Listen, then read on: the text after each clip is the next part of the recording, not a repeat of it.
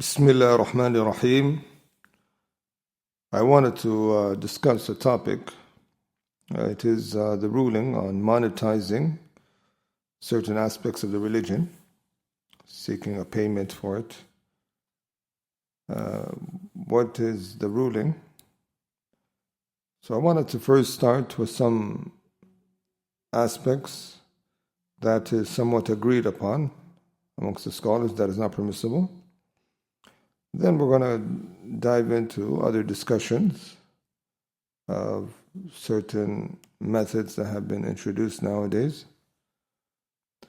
So the first is the ruling on taking a payment or monetizing the recitation of the Quran in itself.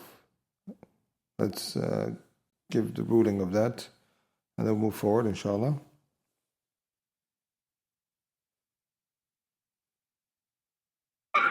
على تلاوة القرآن وعلى تعليم القرآن وما حكم تلاوته على الميت. هذا في التفصيل. أما التلاوة فقد ذكر إجماع العلماء على تحريمه على التلاوة. يقول اقرأ لي كذا اقرأ لي كذا بكذا وكذا. So here Sheikh bin Baz, he says, as for a tilawa, recitation itself, then more than one scholar has quoted a consensus that all the scholars unanimously agree that it's haram to take a payment or a wage for the tilawa itself, such as the person were to say, read for me this and this ayah for this and this amount, and giving a price to the ayat of Allah. This is the discussion at hand that the scholars, all of them unanimously agree that is not permissible. And from them who quoted as well, Shaykh Islam ibn Taymiyyah in Majmu' al-Fatawa, he says, وَإِنَّ الْإِسْتِئْجَارَ عَلَى التِّلَاوَةِ لَمْ يُرَخِّصْ فِيهِ أَحَدٌ مِنَ الْعُلَمَاءِ.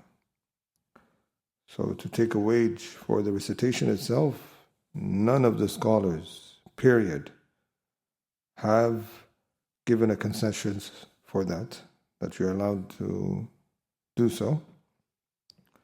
And none of the scholars have given a concession for that. Also, Lajmat al-Da'ima, they mention, after they're saying, لَمْ يَفْعَلْهُ النَّبِيُّ صلى الله عليه وسلم ولا أحد من السلف ولا أمر به أحد من أئمة الدين ولا رخص في أحد منهم فيما نعلم والاستئجار على نفس التلاوة غير جائز بلا خلاف. The Permanent Committee of Saudi Arabia mentions that seeking a wage for the recitation itself is not allowed. أن صاحب القرآن لا يتكسب بالقرآن لا يتكسب بالقرآن ولذلك قال أهل العلم أجمع أهل العلم من غير خلاف أنه لا يجوز أخذ الأجرة على قراءة القرآن حتى في الرقية وإنما يجوز أخذ الجعل عليها.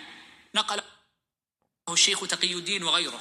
ففي حديث أبي سعيد الخدري رضي الله عنه حينما لدغ سيد القوم وكبيرهم قال أبو سعيد اجعلوا لنا جعلا ولم يقل اجعلوا لنا أجرة. وهذا يدلنا على الأصل المتفق عليه بين أهل العلم أنه لا يجوز للمسلم أن يأخذ أجرة على القرآن. The next thing is that he's pointing out that the Quran itself, you cannot take a wage for it. The Quran itself.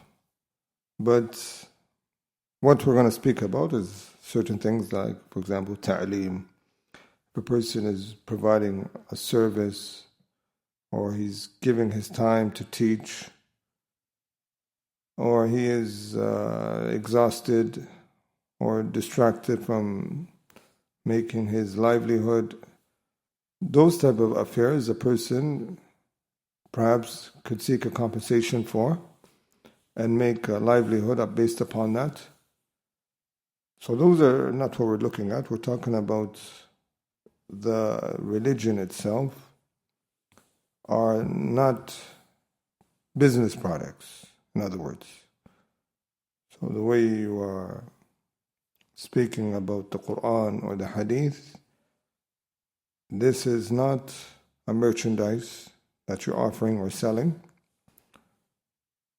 And we want to make that clear because now people have become misled when they hear that some scholars have differed regarding the ruling on taking a fee or charging an amount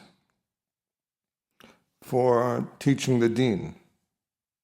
And this is what they're talking about. A person is vacating himself. He's maybe has to, with teaching, it's a skill sometimes. That in itself, he's charging. But to charge and put a price onto the religion and make it like a business product and the way you advertise it, this is what we want to speak about. لأن الناس في حاجة إلى التعليم ولأن المعلم قد يشق عليه ذلك ويعطله التعليم عن الكسب. So here Sheikh Baz mentions the reasoning, as we pointed out, that a person is seeking a wage because there's difficulty in teaching.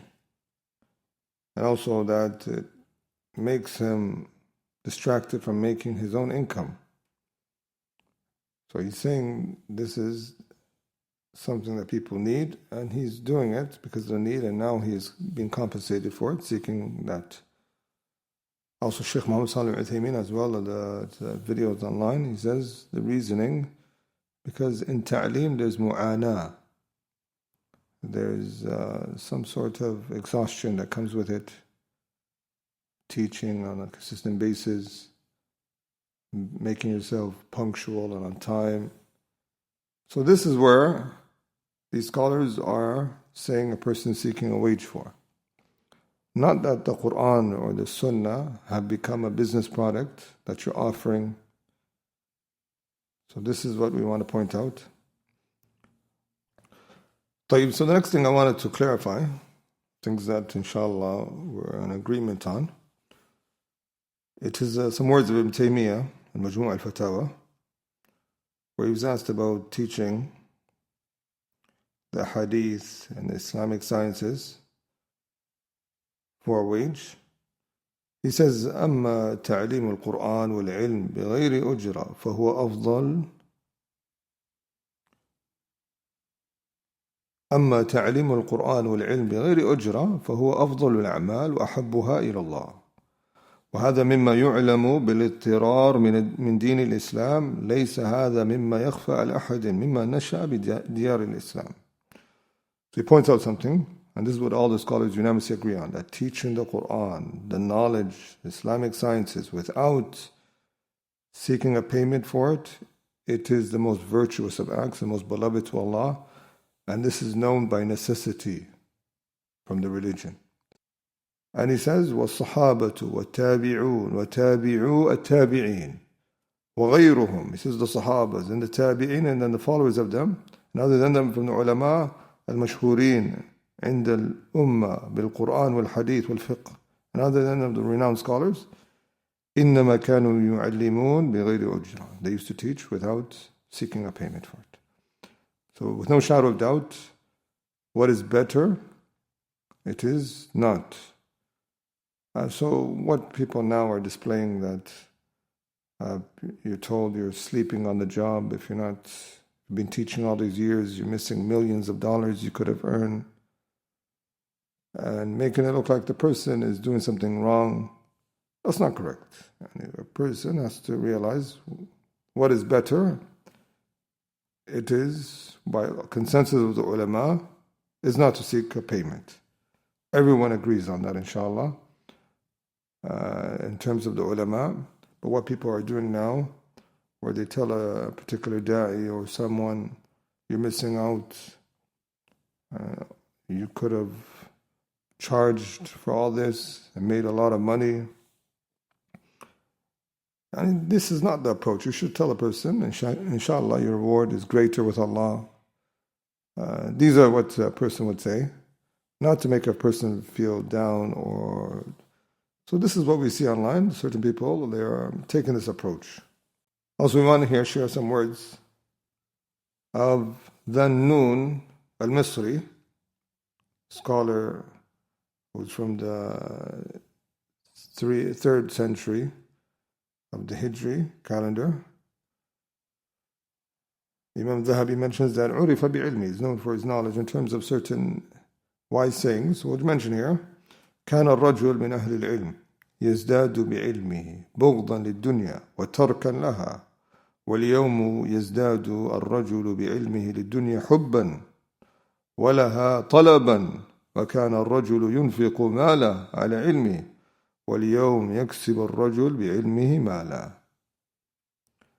So he says, previously a man of knowledge would resent and detach himself from this dunya the more he increased in knowledge. But now a man loves and desires the dunya the more he increases in knowledge. Previously a man would spend his money on his knowledge, but now a man earns money with his knowledge. So this is in terms of the difference of past and present. We want to make that clear, inshallah. Also, another thing too is when those scholars are saying that it's permissible to take some earnings, they mention that the religious aspect of whatever act you're doing has to be your main objective. And the dunya is just the means. So whatever you're earning is just a means, seeking a livelihood. Like Shaykh Islam Ibn Taymiyyah, he says in Majmu' al-Fatawa, وَأَمَّا مَنْ اشْتَغَلَ بِصُورَةِ الْعَمَلِ الصَّالِحِ لِأَنْ يَرْتَزِقْ فَهَذَا مِنْ أَعْمَالِ الدُّنْيَا. He says, as for a person preoccupies himself with a righteous good deed, in order for him to obtain rizq, provision, by way of it, then this is from the actions of the worldly life. Then he says, فَفَرْقٌ بَيْنَ مَنْ يَكُونَ الدِّينِ مَقْصُودَهُ وَالدُّنْيَا وَسِيلَةٌ. So the difference between a person, the deen is his main objective, and the dunya is just a means. وَمَنْ تَكُونَ الدُّنْيا مَقْصُودُهُ وَالدِّينُ وَسِيلَةٌ. والأشبه أن هذا ليس له في الآخرة من خلاق كما دلت عليه نصوص ليس هذا موضعها. And the difference between someone, his goal is the dunya and the deen is the means. And then he says, this person, his affair is closer to that. He doesn't have anything in the next life, based upon what it shows in the text. بسم الله الرحمن الرحيم. هل يجوز أن يذهب رجل إلى مكة للتجارة بجانب أداء فريضة الحج؟ نعم، يجوز الإنسان أن يذهب إلى مكة بنية التجارة والحج، لقول الله تبارك وتعالى ليس عليكم جناح أن تبتغوا فضلا من ربكم، لكن ينبغي له أن يغلب جانب الحج. So some people, if their main aspect is the money,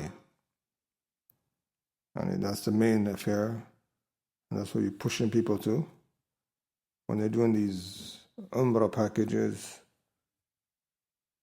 and less of the actual intention of the deen of what seeking nearness to Allah by way of is, then this is where a person has to reassess himself in terms of if he's doing what is best. He said, you want to see my bank account? That's cheeky, but okay, khair, inshallah, I'll show it to you. This is the 5-star Umrah bank account. As you can see, sale after sale after sale after sale after sale after sale along that. It's crazy. Now, from each of these sales, depending on the package, we saw some packages for £1,500, £1,700. The last package we saw was £2,250. You're making easily, anything from like £300 up until £700 profit easily on your trip. So £700 and you're taking 100 people. You do the math. How much is that? How much profit is that? 70k. Bob's your uncle. But anyway, point being is that alhamdulillah, the proof is in the pudding, and people made money, we made money, alhamdulillah, we train people how to make money. Okay, so you train people how to make money, but do they actually make money? Yeah, I can prove it, but you have to show your bank account for that. I can ask some of the other brothers to share their bank accounts. That's a bit tricky. I can't really pull up on a man and say, yo bro, share your bank account on screen. But bro, if there's certain brothers that are taking 50 plus people, 60, 70 plus people on their Umrah trips, Bismillah, assalamu alaikum, then you do the maths, bro. They're making money. And the reason why this is important to a person to يغلب جانب الحج والعمرة, important that a person makes his intention of Hajj and Umrah, because a lot of times now, these new packages, they use the religion as their advertisement. Like for example, here's a flyer, from darkness to light. And they say this Umrah group presents from darkness to light. First 10 people pay full cost of package will receive a 300 this discount. So now, because a person, he's using the religion, these a'mal that are qurab, seeking nearness to Allah by way of these aspects that we pointed out, it's good to be considered. And these are from some good advice.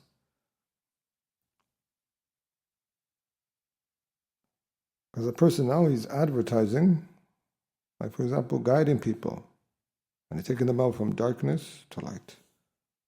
Which initially a person wouldn't put up and use as an advertisement for their business.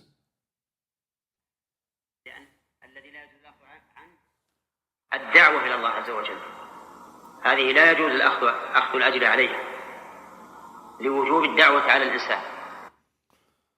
So here Sheikh Muhammad Salih al-Uthaymin mentions what you can't take a payment for is da'wah, giving da'wah and guiding people.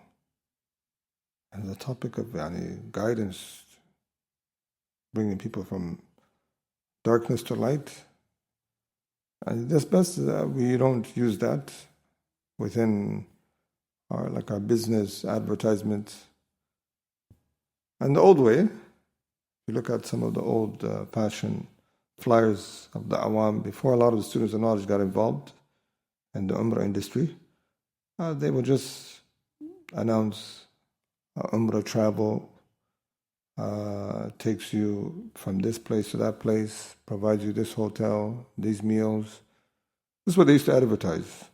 And they would but now with the students of knowledge, they're using more of the deen to get people on to take their offer of their packages, which a lot of them are making a lot of money on, with no doubt. Not to say it's haram for them, but now they're using these things. Q&A with the scholars when you go there. You get this with this scholar, or you do this with this affair, or you more of a religious advertisements in their flyers. So these are the advices that a person, inshallah, will recall when doing these things. If a person is going to do these things, inshallah.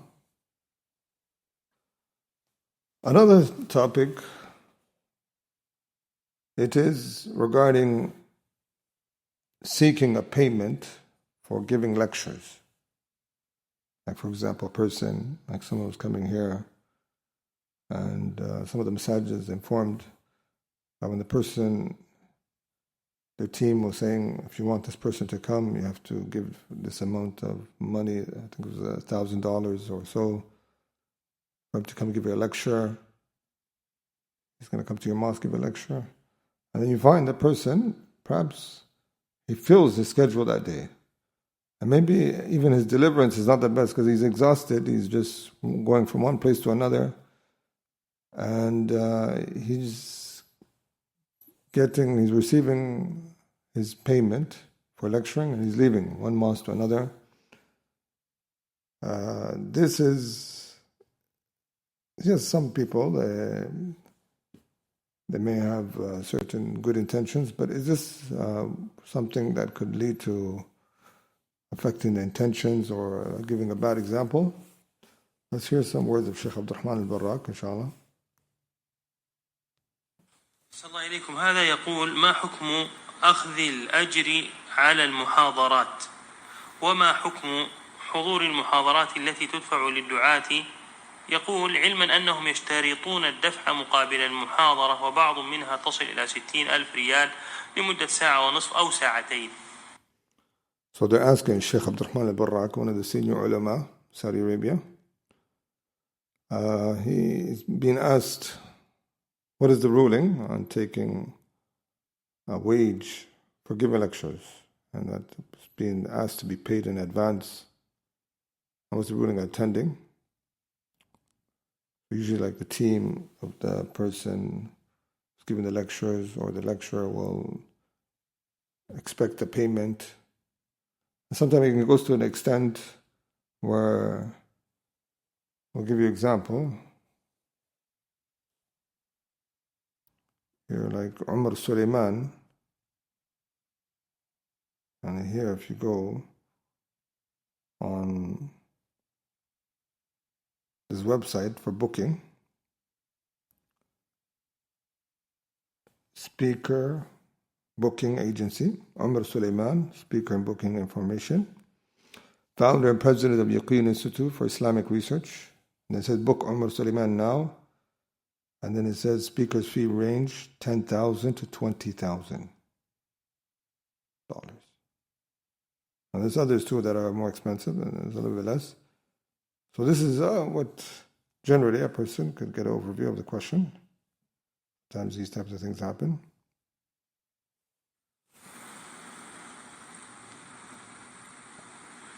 La ilaha illallah. La ilaha illallah. So the Shaykh, he's overwhelmed just by the question. You can hear his reaction. الله أعلم من كان يريد الحياة الدنيا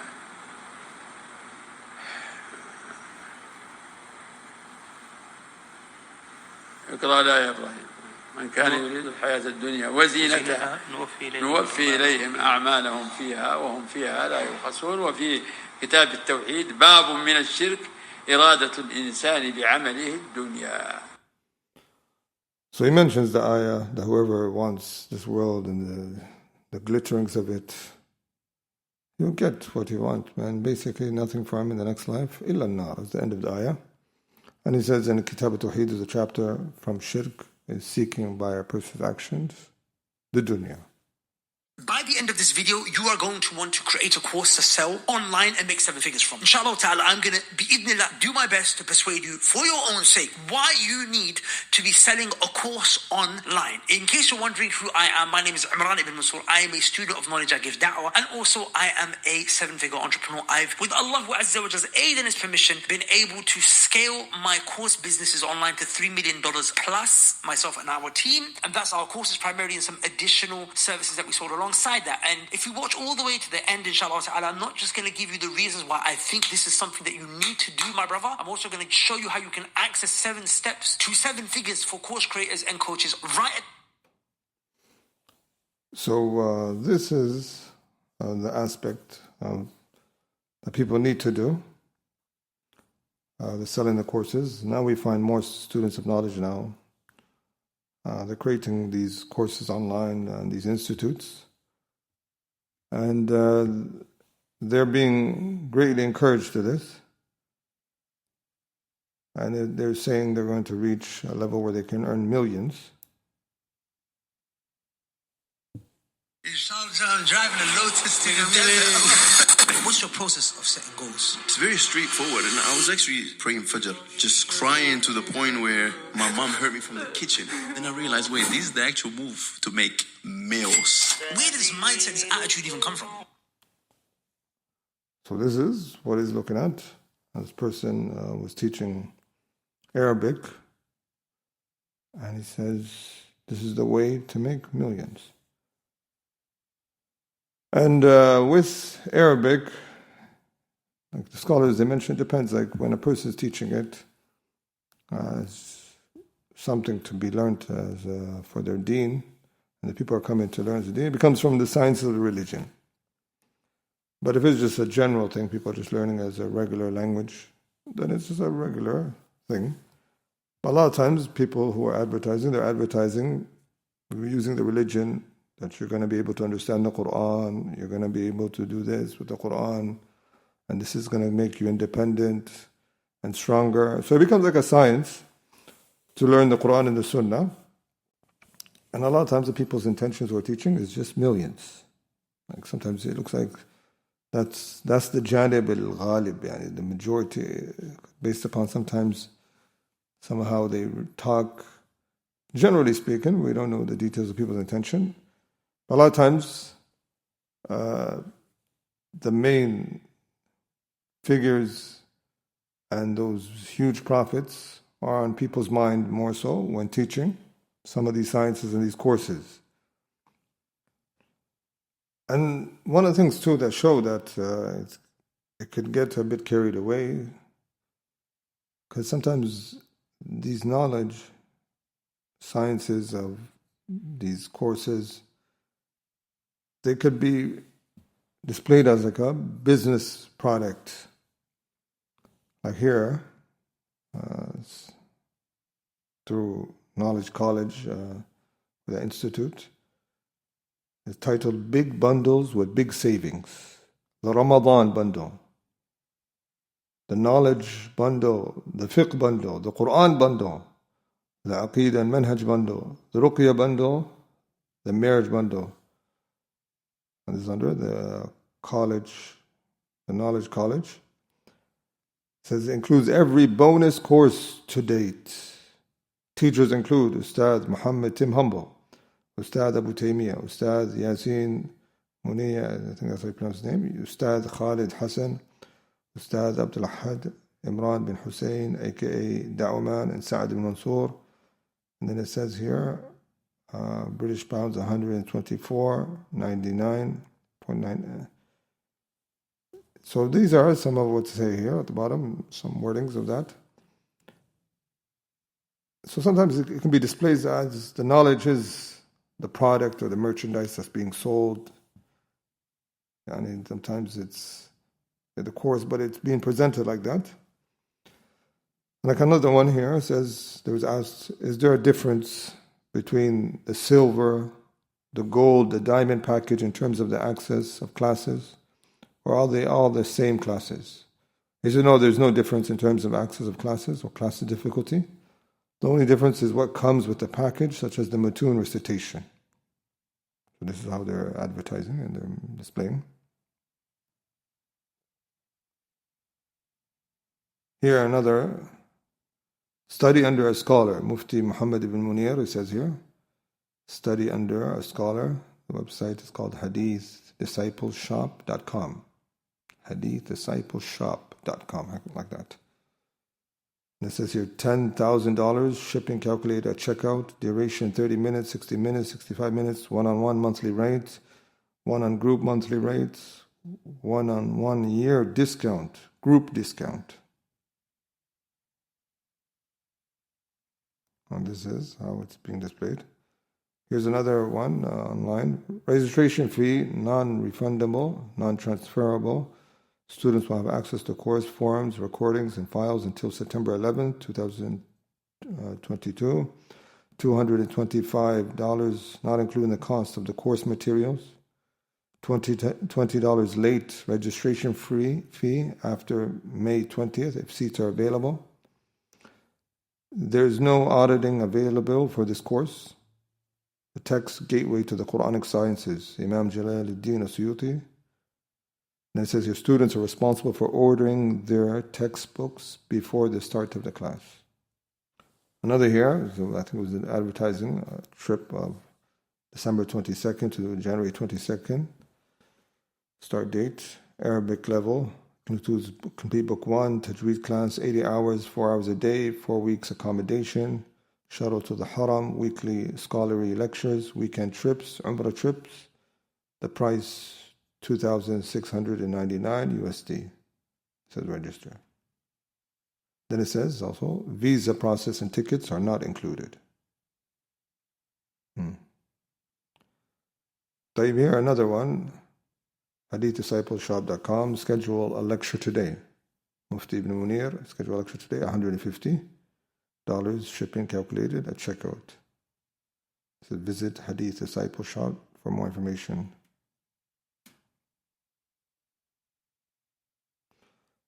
So this is just suggestion and wording that people can reword the wordings. Sometimes it can be displayed that the ilm itself is a merchandise that they're selling. Because what a person is really supposed to be charging is just mainly his time that he's offering, of perhaps he's being compensated even the coming back for it. Of course, he's going to be compensated for that. Or if he is going to request a skill or he's doing to teach that science. But when it gets a little bit where the knowledge is being displayed as a product itself, with certain wordings that we use in marketing techniques, and how we offer certain products. That can cause confusion.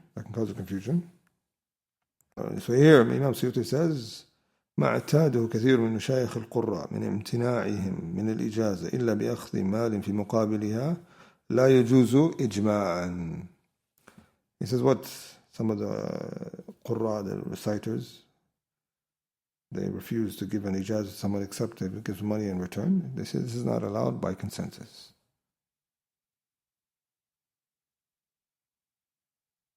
So he says, وَلَيْسَ الْإِجَازَةُ مِمَّا يُقَابَلْ بِالْمَالِ. And you cannot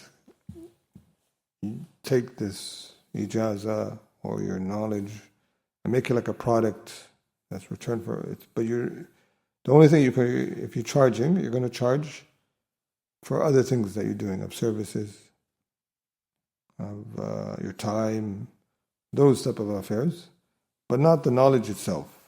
So it shouldn't be displayed as a product. And this is, of course, bearing in mind that what is better is not to charge. Everyone would agree on that. Also, another thing that they add, they say, as for ilm, أما تعليم العلم المتعين عليه, as for teaching knowledge that is mandatory upon him because of there's no one else or there's a need greatly, فلا يجوز أن يأخذ عليه أجرة. It's not allowed for him to take a fee for it. And this is wajib now. You can't. This is not like if you see people they're in dire need of a particular science, you can't put a price to it. You have to offer it free. Because if someone doesn't, because of not being able to afford, this wouldn't be allowed in that scenario. This is what they're mentioning. Also now, you find like, here's a flyer, Reviving Hearts, entrance fee, 2,500, KSH, I think it's Kenyati currency, limited to 800 seats. Closing registration on this date. And then here it mentions some certain da'is that are on it. That's why you find sometimes some at the doors, they have these fees now, sometimes for attend certain lectures. You need to have a ticket.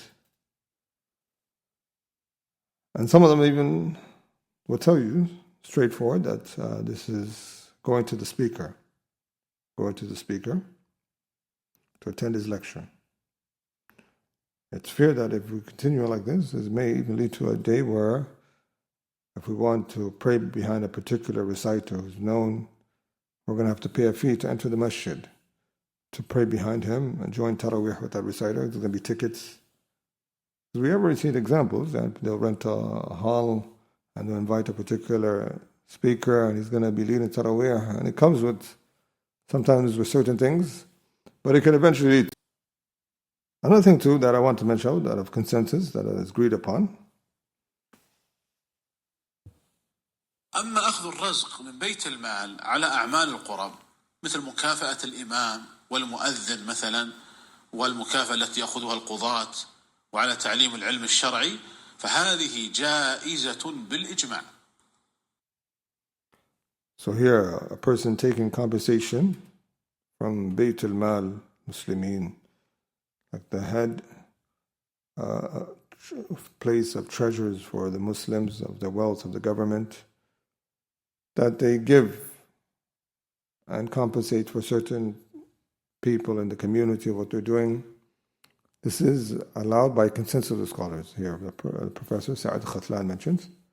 Also like here in the West, they don't have that, they have a Jali or the Masjid community, and the Masjid compensates the Imam and reimburses them to stay. This as well falls into this meaning. As for like charging money for lectures, it's become more and more common, even though even certain da'is are embarrassed about that act, or they would forbid about it. We'll share some wordings of some of them. So I remember I've been to conference in UK, that is this GPU, and in Canada a couple of times to the RISC conference. And the last I remember was the Journey of Faith, again in Toronto. Except for these 3 or 4 conferences, after that I made it a policy. Even in conferences, if you charge money, I'll not come. So alhamdulillah, I believe that the dawah should be done free. You can take sponsorship from the Muslim Ummah, but I don't agree with charging money for hearing lectures. Imagine if the Sahabas would have charged money, then would we have got the message? Of course no. And we know the statement of Allah, اتَّبِعُوا مَنْ لَا يَسْأَلُكُمْ أَجْرًا وَهُمْ مُهْتَدُونَ. Follow those who do not ask you of any payment and they're rightly guided. So this is the affair that person is going to incline. Someone who not demands a wage. First affair, a person right away when he graduates, he received a free education from University of Medina, and then right when he comes back, charging. Everything is a price. Okay, if you want me to give a talk here at the nikah, there's a price. There's a khutbah, it's a price. There's a price. I tell the Hufaz that. I say, Hafiz, if you're a Hafiz of Quran, teach people. You don't have to be paid to teach. Why some Hafiz and Sheikhs need to be paid $5,000 and $10,000 a month before you could preach and teach Islam? Hello, I have been doing it 40 years now of Dawah. Ask Brother Azhar. So here someone is complaining that it's becoming more and more prevalent, that everyone is asking. Like most of the Salaf, Salih الزيات. They said صاحب أبي هريرة كان يجلب السمن إلى الكوفة من المدينة ويبيعه. محمد بن ميمون السكري نسبة إلى بيع السكر. So this they had hiraf. Also Sufyan al-Thawri says لولا حرفتي هذه لتمندلوا بي. Sufyan al-Thawri said if it wasn't for my occupation, people they would take advantage of him. And others, they mentioned all had like occupations.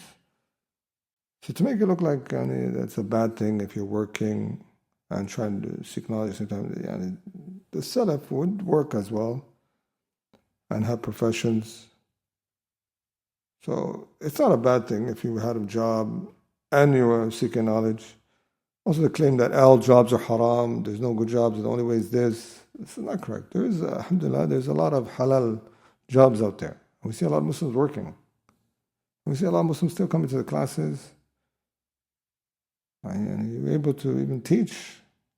And I'm speaking my own experience. I was able to do khutbahs, lectures, come to, right after work, do a few things, and then be able to come to class and attend, even sometimes with salawat. So it's possible. We've seen people do that. But if a person finds it that someone like covers or the masjid is telling them that we're going to compensate you to stay and stop your job, then this is something else. But to make this now that you're always seeking and demanding and as if this is the first resort. No. There's no other way to make money except through this. It's not the best option. It's not the best option. I think everybody will agree on that. And the things about this is that sometimes people can start looking at the students as dollar signs. And how they're treated is it's more just as quantity than as quality, just getting more and more students and finding different ways. And the person is just figures and figures. Because the amount of money that's found in this industry is a lot of money. Like for example, $29 a month.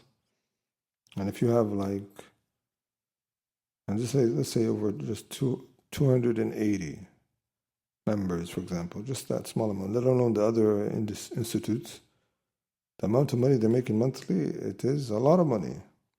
So some people, they could really be overwhelmed and see this as their main affair and how to increase and to... Because money at the end of the day is a fitna. لِكُلِّ أُمَّةٍ fitna. I think everybody agree. Sometimes when a person recalls these advices, it can help them. Like here is a person, it says 60-minute meeting. Muhammad, the lantern. Also here, there is a 120 meeting, 600 USD. Sessions designed to provide personalized guidance, support on a variety of topics, including non-Muslim related issues, doubts about Islam, general Islamic questions and rulings, marriage-related concerns, and personal advices. 2 hours for 600 in USD. Things about giving da'wah to non-Muslims, how to tackle certain doubts, and question and answers and likes of that.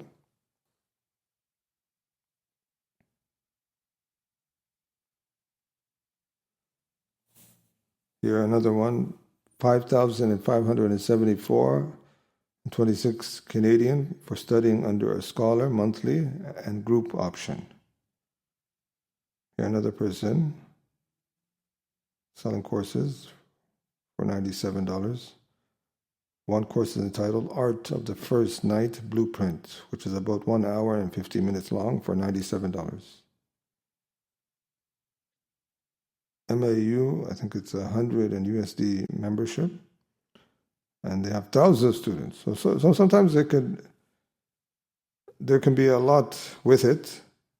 So in these guidelines, because sometimes it can be carried away, overwhelming for a lot of the students, the amount of money that's in this industry. So we just need a reminder for all of us. It's a reminder for myself and all of it that sometimes these figures and these money could make our intentions slightly change and we start compromising because of this money. Even the instructors who we add, people that we bring on, or even the catch-on phrases, all you need to learn of this science in this particular 1 hour and so forth minutes, and sometimes this is just a marketing way. You're just trying to get the person to buy the course, but it's not everything you can learn about that science. It's exaggeration. Or they'll say the first time ever taught in English. And I announce it first on YouTube, the free, so you can see it, the promotion. And then they'll hide the rest of the videos. For you to get the rest, you have to pay. And it's just a class in Aqidah that, mashallah, it's also been taught in English before. But to say this wording, this is how people are marketing now. Another thing too, that some people, they asked for donations to start how they are with their services and their courses.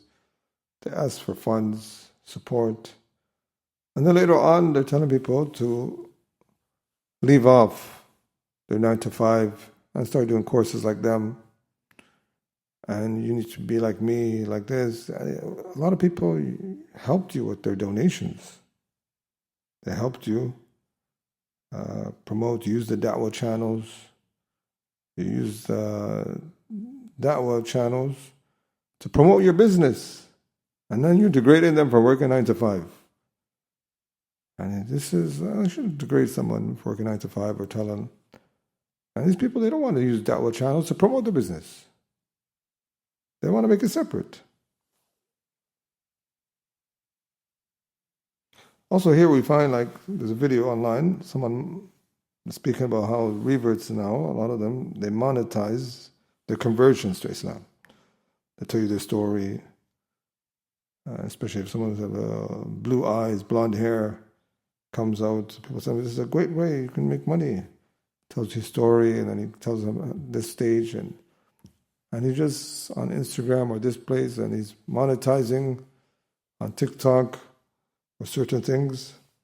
And then later on, he has a course providing, or this person saying, I had thousands of shahadas at my hand. If you want to be the same, come join my course. So sometimes this is what's happening. It could be like this. We advise that we just try to control this before it gets out of control, because there's sometimes no boundaries for this topic. Like some of them say, buy my online course, 3,000 shahadas, some certain wordings of that. I don't want to do this and I don't want to do that. I don't want to take no money for dawah. I don't want to get paid. I don't want to have no salary for being a school teacher in the masjid. Nothing. Because you're not supposed to take money for knowledge. Because they're going to control you. Because. Imam Ahmed said this. Fulan kan ya'khudh al-ujra ala tahdith. If you take a gold coin to tell a hadith, Imam Ahmed said boycott him. So that's the proofs that they use. But these people, we're not even getting to the proofs and evidences. The dalil from Kitab and Sunnah to state whether that's correct or incorrect. But the concept of the wisdom behind it is that when your money comes from studying and teaching and learning and giving dawah, then you're always involved with ilm. You're stuck in the circle of ilm. And anyone with any common sense is going to make his chosen art, if he can, his means of income. You can hear it says anyone with common sense. And someone who doesn't have common sense,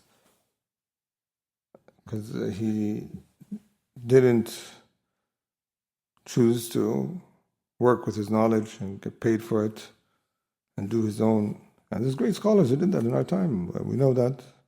A lot of the Salaf were upon that. And they brought this to Ibn Taymiyyah.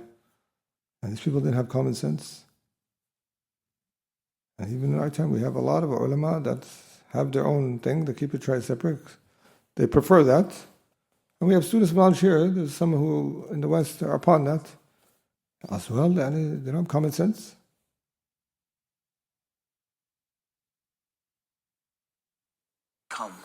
That way he's always involved with it.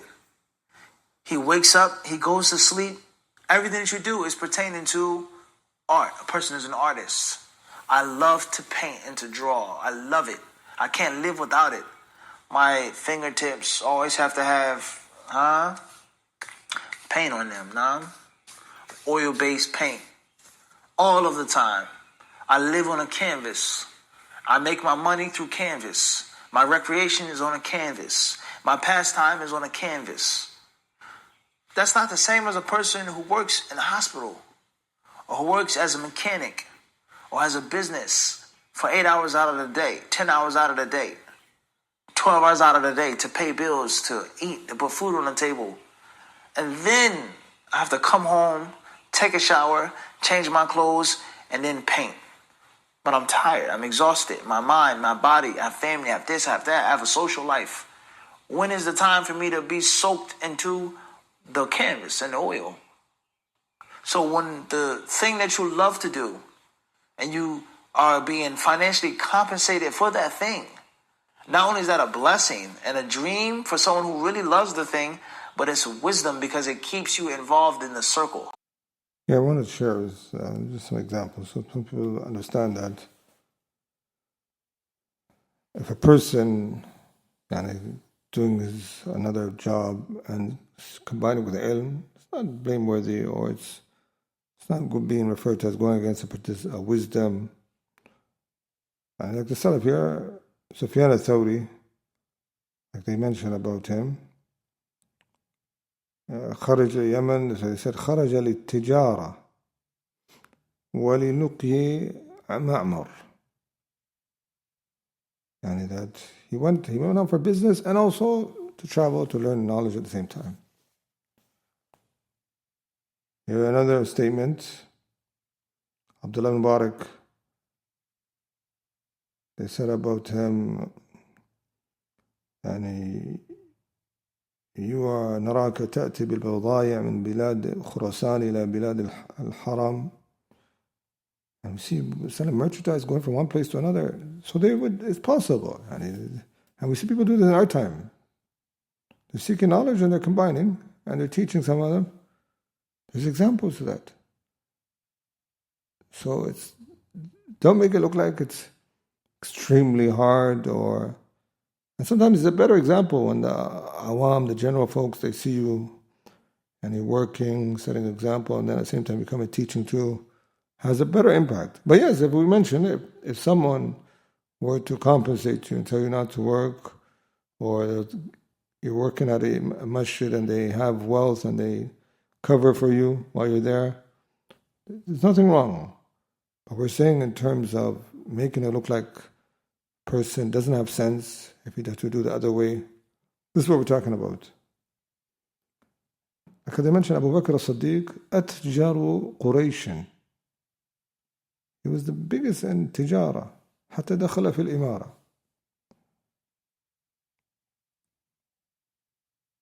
And they mention many narrators of the Salaf, and even ulama of our time, like Sheikh Albani used to work with his own hands to make his own money. And we try to say something about even Sheikh bin Baz in terms of about his beginning, how things were with his studies. All of the great explorers and scientists and musicians and artists, the people that you read about, the Renaissance people, this one and that one, none of them ever could achieve anything notable and worthy of being eternally printed in the annals of history, except through their patrons, except through funding, except that they had the money to free themselves to study and to research and to discover and to write it down and to formulate their theories and their discoveries. And yeah, many of them, as we mentioned, had their own professions. So this is how a lot of them were.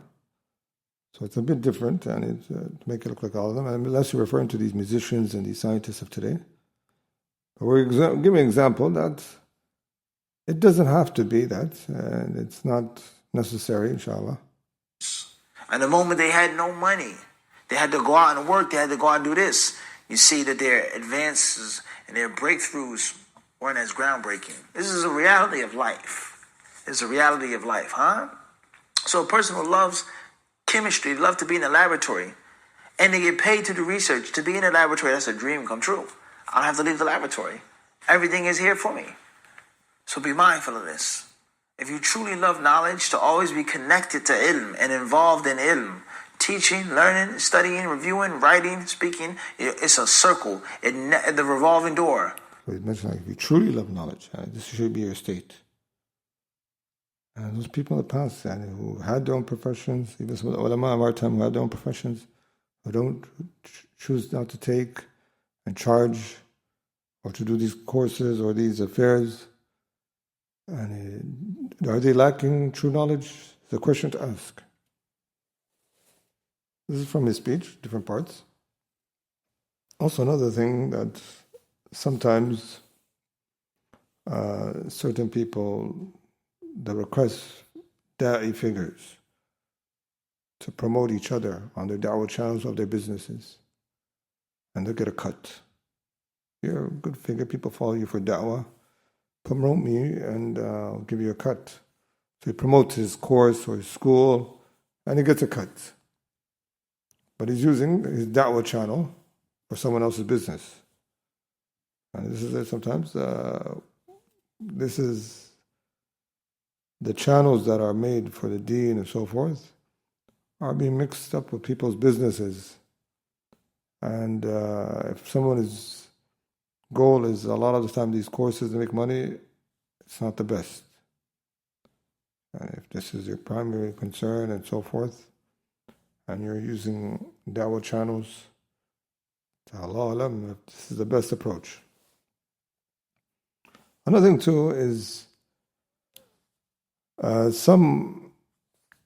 will use like someone who was perhaps a non-Muslim, or he had a particular history, or he was a rapper, and then he became Muslim. They would use this as a way to advertise their talk or their events or their Umrah package with this person being there. And is this something the best? And is this something to look into? Should we ask the scholars? And this person converting and becoming a Muslim, Are we using his name to promote our businesses? What's the story? Are we using his past, him being a rapper? What are we using here? What's the affair? Is he someone knowledgeable? He's going to guide people on Umrah? Allah Alam. Doesn't look like a lot of these people are like that. And there could be someone better, but there is something that looks like there's above that. So these are what's adding on. Sometimes people are putting a price to certain things, or they're looking at certain individuals as money grabs, or they can get money. And also sometimes some of these people, like if you look at the ulama, they were saying, some of them, that teaching, it's skill, sometimes they're teaching a person, it takes a lot from you, energy, but sometimes you find that a lot of it's just recorded classes. You just pay a 20 course and it's all recorded classes. And then probably here and there you probably get the session with the person or Q&A. And you just come in, recorded classes. Yani, mashallah. That doesn't take a lot from you. You can just keep your recording classes for free, brother. And this is ilm, the best. If it's not taking a lot from you, share it with the people. And there's so much things that of technology that we can record. It doesn't take a lot from us. And we can share with the people. Using the seerah to navigate the modern world. Join the world-leading English-speaking Muslim thinkers, trainers, and activists as we assess the state of the Ummah and understand and learn the prophetic... Sharing this because he's reading a flyer, Prophetic Strategy Summit. Certain Dawah leaders. He's reading the flyer. To remedy the imminent challenges in an evolving world. Yeah. So, yeah, this is what they are targeting. Plus other leading Muslim trainers. Now, they're charging, $3,500 US per person. Twin share. So, one room, it'd be twin sharing, $3,500. And if it's a single occupancy, it's $3,950, right? Dollars. Yeah, I know. Then he mentioned price excludes the flights. So you have to pay for your own flights, and for a hotel, which we're going to get to, you're paying nearly, or if not, $3,500, if not $3,000, right? And if it's a single person, it's $3,950, which is about £3,500. Flights not included, by the way. 5-star hotel in Istanbul, just to get that out there. Package includes 6-day training from global leaders, full conference facilities, all material and resources, evening panels, discussions and networking opportunities, 6 nights accommodation in a 5-star hotel in Istanbul. Exact location will be shared with final attendees. 3 main meals per day, so it's basically full board. 1-day learning tour of Istanbul and private sessions with speakers. And they're charging this much for this summit. Now, anyone living in Istanbul, right, for $3,500, just say £3,000 or £3,500, $4,000, you could live comfortably in Istanbul, because I've been twice, 5-star hotels, you could live comfortably for at least 3-4 months. Easily. Now, is this training program or a business proposal for elite Muslims? Right? Because they've got the money to pay for this. Right? And this is now similar to how... I just wanted to share that because he's reading a flyer that I want to point out.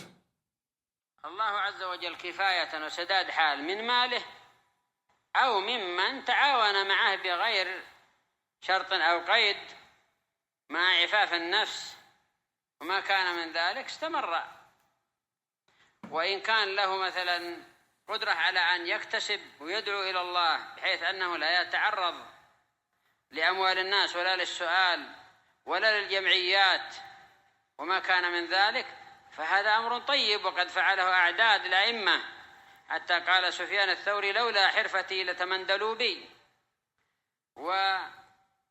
So here Sheikh is mentioning, similar to what we pointed out, person if he's compensated by the community or people covering for him, sponsored him, or he's working himself, that's good, he said.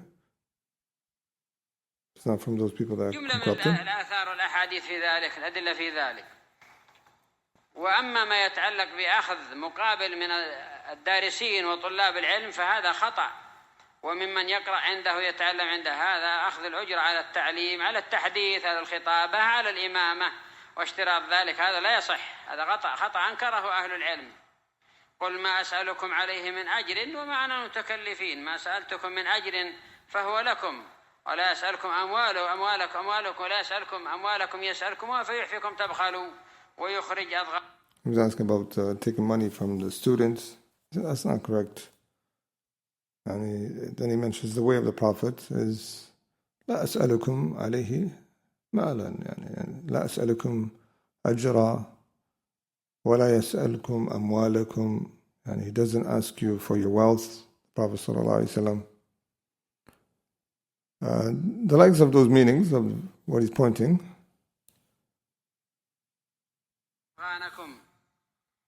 قال الله فلو كان النبي صلى الله عليه وسلم يسألهم على دعوته وتعليمه مالا لنفر الناس وما قبلوا الدعوة. وهكذا أيضا هذه الطريقة فيها تنفير، أن الطالب يدرس عندك كل عليك في الأسبوع كذا، عليك في الشهر كذا، تعاون مع المدرس، تعاون مع كذا، هذا غلط. لا لم يسلكه النبي صلى الله عليه وسلم وأصحابه، وإنما على هذا المعنى، على ما سبق بيانه. إن تيسر له إعفاف نفسه بكسب اكتسب، وإن تيسر له، ومع الجمع بين هذا وبين الدعوة إلى الله والتعليم بما لا يشغله ذلك. وإن تيسر له كذلك فاعل خير يعينه. So he mentions that someone putting these conditional fees, and he sees that's not the best approach. And this is what his advice. Sometimes you can find some of these institutes, like they're offering courses and to retreats where people pay for their flight to learn with the instructors. And the people are paying for their flights and they're paying for the course. And this is money upon money, and sometimes it can be a burden for some people. Some people, they want to learn, this could be overwhelming. So you don't find these type of examples so much with the scholars that we learned from various lands. Some of them don't have that much support, and this is their affair. لكن لا يجوز لك أن تلوث دعوتك أو أن تشوه دعوتك إما بالأمور المخالفة أو تخلط أمور الدنيا مع هذا، وكما يقول بعضهم يعني نافع وانتفع. لا، جعل دعوتك صافية إلى الحق وإلى الدين وإلى الاستقامة والخير، وهذه الأمور كما سمعت إن احتجت إليها ولا بد اجعلها منفصلة عندك عمل من الأعمال. So here's some advice of Sheikh Abu Amar. And that person doesn't try to mix his da'wah with his business or his dunya affairs. And because sometimes people, if you look at their business, it's really these courses that they're using, you don't know if it's more of the dunya aspect of it or the religious aspect. Because some of the slogans, the statements, catch-on phrases. So there's a lot of confusion. Instead, they make it munfasila, separate the two. And you're doing something, you don't have to add like the slogans, the sunnah this, or this Quran this, and it's something separate. Try to separate your da'wah channel from, so people know that what is your business and what is that. Two different things, inshallah. This is just a suggestion in terms of what is better. I don't think anyone will disagree that this is a better approach and there's more barakah. But we thought I start with myself advising with this because I need the reminder. And I remind anyone yasma. So this is what I thought to share, just general benefit on the topic and discuss. Perhaps we've benefited one another in sharing the reminder about these topics and trying to be better examples if we can. Especially in this day and age where we see money and the da'wah scenes have affected many. And if you look at Maghrib institutes, how much they used to charge, some people, they would want to join certain courses but they couldn't afford it, they were left out.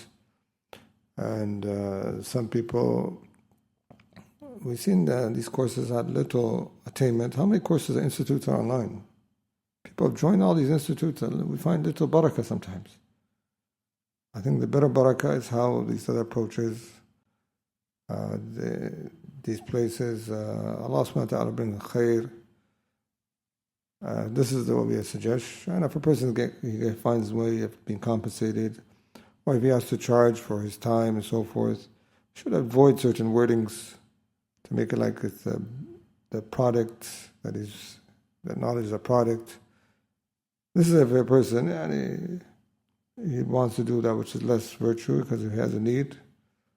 All of the time, we do mention that he has to bear in mind that his reward is going to be decreased than the one who does it fully. So we ask Allah subhanahu wa ta'ala to rectify us all.